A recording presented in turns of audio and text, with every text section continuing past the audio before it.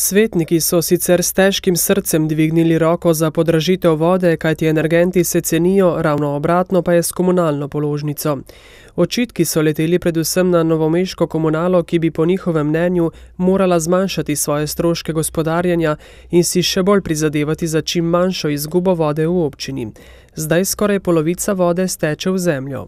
Komunala Novo mesto izgubo dobi vso plačeno. Občina Žužemberk je pa mora seveda plačati in to je minus za našo občino. In to komunala ne zastopi oziroma noče o Žužemberku nič slišati. Na segmentu izgub je bilo premalo narejeno oziroma po tej statističnih podatkih skoraj da ni bilo nič. To ni rešitev, da bomo naše občane non-stop samo za sanacijo vsega samo po izpoložencem bremenili.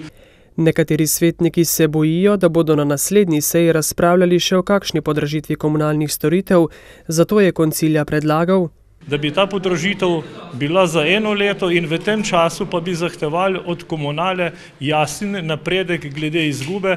Komunalna položnica pa bi bila še nekoliko višja, če občina cene vode ne bi subvencionirala. Še vedno bomo približno 30–33% iz proračuna dodali, da bo voda ostala na takem nivoju, kot je predlagana.